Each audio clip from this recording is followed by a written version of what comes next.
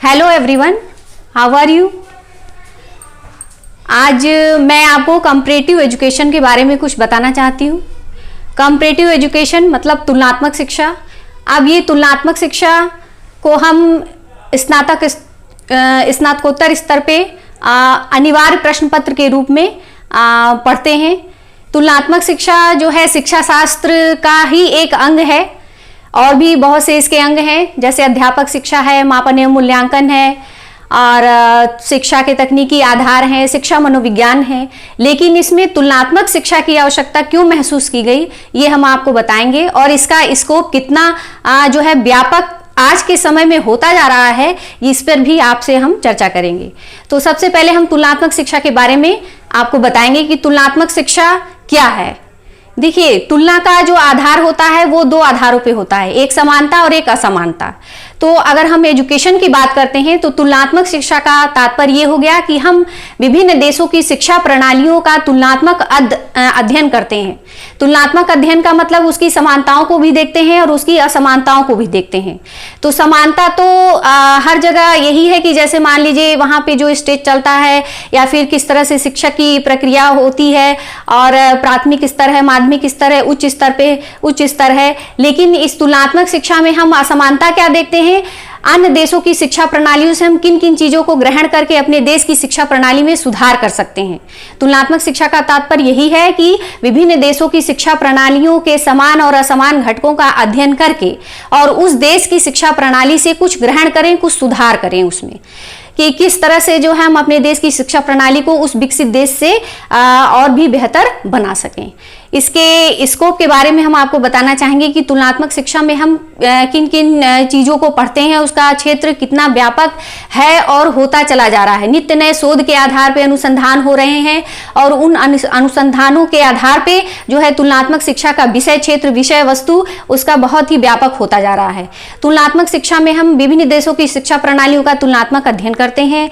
इसमें विकसित और विकासशील देशों में, जैसे विकसित देश में USA की शिक्षा है, ब्रिटेन की शिक्षा है, और अपने भारत की शिक्षा से उसकी समानता और समानता के घटकों का अध्ययन करते हैं। ठीक है, इसमें जो है विभिन्न देशों की जो समस्याएं हैं उनका अध्ययन करते हैं। जैसे कुछ समस्याएं आपको बता दें, पर्यावरणीय समस्याएं हैं, जनसंख्यात्मक समस्याएं हैं, और छात्र संतोष की समस्या है, और जातिवाद की समस्या है, सांप्रदायिकतावाद की समस्या है। इन सारी समस्याओं का अध्ययन विश्व परिप्रेक्ष्य में करके और उन समस्याओं का समाधान विश्व स्तर पे ढूंढा जाता है। उसके बाद जो है विभिन्न देशों के जो व्यावसायिक और तकनीकी शिक्षा का जो अध्ययन हम करते हैं, जैसे USA और अमेरिका, दो हम कंपैरेटिव कर लेते हैं कि एक विकसित देश का ले लें जैसे USA और एक इंडिया का जो है ले लें। उनकी तकनीकी शिक्षा के संबंध में उनकी समानता और असमानता के घटकों का अध्ययन करते हैं। उसी तरह से जो है विभिन्न देशों की शिक्षा प्रणालियों का अध्ययन करके और उसमें सुधार लाया जा सकता है। जैसे तुलनात्मक शिक्षा के प्रत्यय को हम इस कॉन्सेप्ट से बहुत क्लियरली समझ सकते हैं कि विभिन्न देशों में हम विकसित और विकासशील देशों का दो कंपैरेटिव करेंगे। विभिन्न देशों की शिक्षा प्रणालियों का, उनके जो प्राथमिक स्तर है, माध्यमिक स्तर है, उच्च स्तर है, अध्यापक शिक्षा है, प्रौढ़ शिक्षा है, इन देशों की जो है उनकी शिक्षा प्रणालियों के समान तत्वों का, क्योंकि तुलनात्मक अध्ययन में समान और असमान दोनों तत्वों का होना जरूरी है। क्योंकि पहले हम उन सारी चीजों को, उन सारे प्रकरण को समझेंगे, जानेंगे और फिर असमान तत्वों का, दोनों का समान करके फिर असमान तत्वों को निकालेंगे और फिर उनमें क्या सुधार होना चाहिए, इसका अध्ययन तुलनात्मक शिक्षा के आधार पे हम करेंगे। तुलनात्मक शिक्षा इसलिए जरूरी है क्योंकि इसके आधार पे हम समान असमान तत्वों का अध्ययन करके अपने देश की शिक्षा प्रणालियों में वो चीज अपना सकते हैं जो हम उस विकसित देशों की श्रेणी में आ सकते हैं, और जो है सुधार करके जो है हम और इम्प्रूव कर सकते हैं, और उससे हमें यह पता भी चलेगा कि कहाँ कमियां हैं और उसको हम सुधार सकते हैं। तुलनात्मक शिक्षा की आवश्यकता या जो है वो इसलिए जरूरी है क्योंकि वह विभिन्न विकसित और विकासशील देशों के बारे में वह जानेगा, समझेगा, उनकी शिक्षा प्रणालियों का अध्ययन करेगा और उसके तैयारी में जो कहाँ जो है एजुकेशन में कहाँ कमियां हैं या कहाँ समान तत्व हैं, कहाँ समान तत्व हैं, और उसको सुधारने का भी प्रयास कर सकता है वो। मैं स्नातकोत्तर बच्चों को यह बताना चाहती हूँ कि यह पेपर उनके लिए अनिवार्य है, क्योंकि सभी बच्चों के ऑप्शनल नहीं है, ये सभी बच्चों को अनिवार्य रूप से पढ़ना है।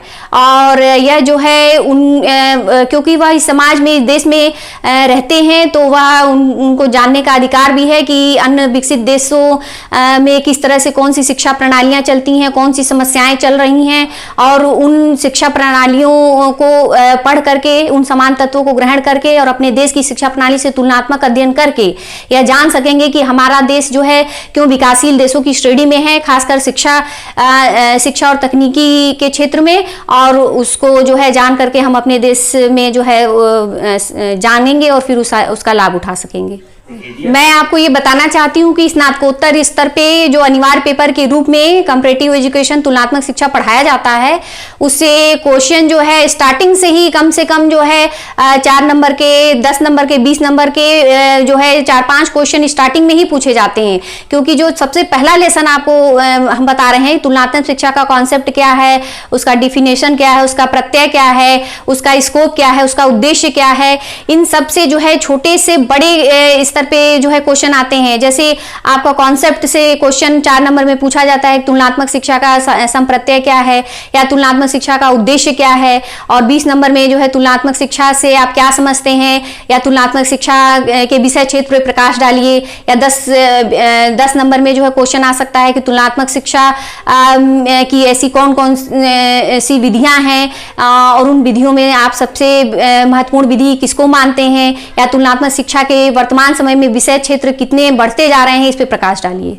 आशा है कि आप जो है, जो भी मैंने आपको इस समय बताया है, उसको आप अपने मन में अच्छी तरह से इसको ग्रहण कर लिए होंगे, और इसका लाभ जो है अपने एग्जाम में आप उठाएंगे।